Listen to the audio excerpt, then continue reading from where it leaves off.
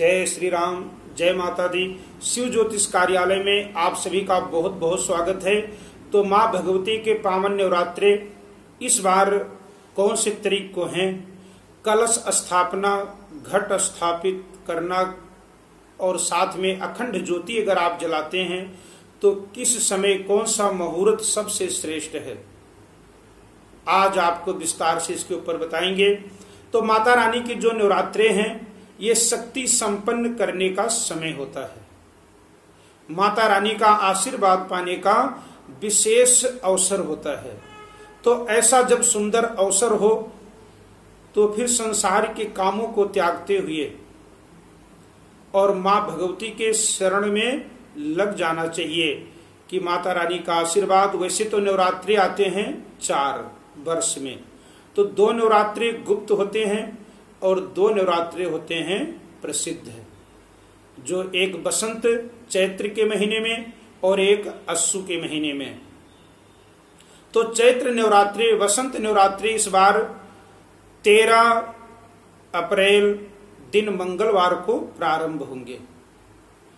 तो माता रानी का पावन पवित्र दिन मंगलवार भी मां भगवती का दिन है और उस दिन संक्रांति भी है, तो बहुत अच्छा योग है। माता रानी का आशीर्वाद पाने के लिए कलश स्थापना का जो समय है, आपको ये भी बताएंगे कि कलश स्थापित करते समय किन नियमों का ध्यान रखना चाहिए। कई बार छोटी छोटी गलतियां हो जाती हैं, तो उन गलतियों से बचें।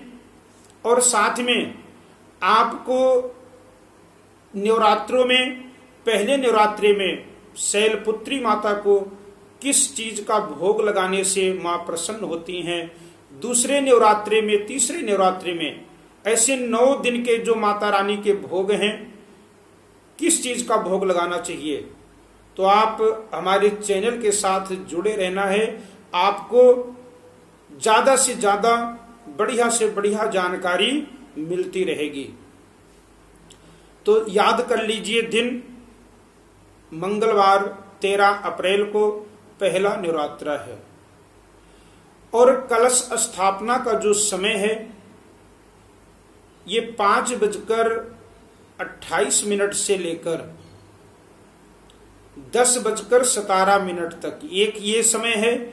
उसके बाद में सर्वार्ध सिद्ध योग लग जाएगा और फिर बीच में अभिजित मुहूर्त आता है।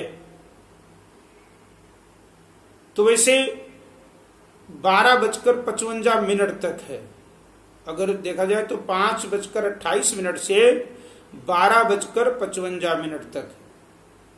तो इन समय में आप माता रानी का आशीर्वाद, कृपा पाने के लिए आप इस समय में 5:28 से लेकर के और 12:55 तक आप ज्योति प्रज्वलित भी कर सकते हैं और कलश स्थापना करना चाहिए। अब हम खेत्री जो बीजते हैं, शाखा रोपण जो करते हैं, वो क्यों किया जाता है? जैसे खेत्री की हरियाली आती है तो ये कामना होती है, खेत्री को देख करके आप 6 महीने का अनुमान लगा सकते हैं। तो खेत्री बीजते समय सावधानी रखना है। जो आप कलश रखते हैं, कलश के ऊपर नारियल कैसे रखना चाहिए, तो इसका जो नियम है, खेत्री जौ से बीजा जाता है, कहीं पर कनक डालते हैं, गेहूं, लेकिन जौ की खेत्री बीजना चाहिए। और उसके ऊपर जो कलश के ऊपर नारियल रखते हैं उसके ऊपर लाल कपड़ा बांध दें, साथ में 11 रुपए बांध करके और ऊपर से लाल कपड़ा बांधकर उस नारियल में 4 तिलक लगाना है।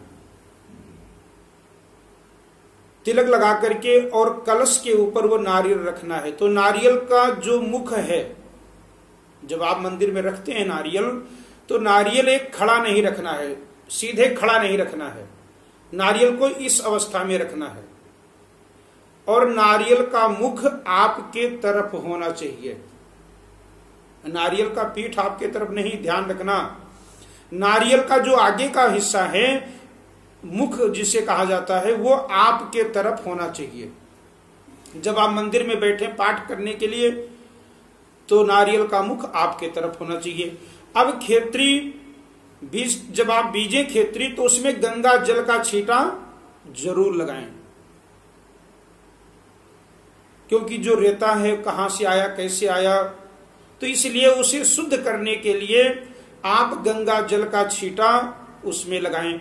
और जो आपने कलश रखा है, कलश के ऊपर एक बांध दे मौली बांधकर कलश में भी 4 तिलक लगाना है, और तिलक लगा करके वो कलश आप स्थापित करें। और माता रानी की कृपा पाने के लिए आप अखंड ज्योति आप पाठ करते हैं। बड़े ही श्रद्धालु हैं सभी, बड़े ही मां भगवती को मानने वाले हैं, तो अखंड ज्योति प्रज्वलित करें। और एक चीज का ध्यान रखें, अखंड ज्योति के बीच में एक लौंग और एक इलायची बीच में डाल दें जब आप पूजन करें। तो आप पूजन जब ज्योति जला दें तो मां भगवती का पूजन करें। सर्वबाधा विनर मुक्तो धन धान्य सुतान विता मनुष्यो मत प्रसादेण भविष्यति न संशय। कि हे मां भगवती, सभी बाधाओं को हमारे दूर करना, जैसे ज्योति के जलने से प्रकाश होता है और प्रकाश से फिर अंधकार दूर हो जाता है। हे मां, इसी प्रकार से अगर हमारे जीवन में, हमारे बच्चों के जीवन में, हमारे परिवार के जीवन में अगर कोई भी विघ्न बाधा है तो मां भगवती उन विघ्न बाधाओं को दूर कर देना। और वहां पर फिर आपने जल का छींटा देना है ज्योति में। जल का छींटा देने के बाद वस्त्र के रूप में मौली का टुकड़ा तोड़ के चढ़ाइए और ज्योति में 9 तिलक लगाना है, 9 देवियों का ध्यान करते हुए। तो 9 तिलक आप ज्योति में लगाइए। तिलक लगाने के बाद में धूप दीप दिखाइए, पुष्प चढ़ाइए, और उसके बाद में आप प्रार्थना कीजिए कि हे मां, पाठ करते समय, पूजा करते समय, व्रत करते समय अगर कोई भूल हो जाए तो हमारे अपराधों को क्षमा करना। क्योंकि शास्त्र में हमारा कहता है, शास्त्र कि पुत्रो कुपुत्रो जायते माता कुमाता ना भवती। संसार में पुत्र को कुपुत्र होते हुए सुना गया है, लेकिन मां कभी अपने बच्चे को दंड नहीं देती हैं। तो इस प्रकार से प्रार्थना करके आप पाठ का नियम क्या है, पाठ की विधि क्या है, आपको हम अगले वीडियो में बताएंगे। तो अब आपको पता चल गया होगा किस समय, कौन सा समय है आपके पास खेत्री बीजने का, ज्योति जलाने का, नवरात्र रखने का। तो आप इस समय को नोट कीजिए और सही समय पर अगर आप सही कार्य करते हैं तो मां भगवती का आशीर्वाद आपको मिलता रहेगा। पाठ करते समय किन वस्त्रों का प्रयोग आप डालना है, कौन से रंग के वस्त्रों का त्याग करना चाहिए, पाठ की विधि क्या होनी चाहिए, आपको हम अगले वीडियो में बताएंगे। जय श्री राम, जय माता दी।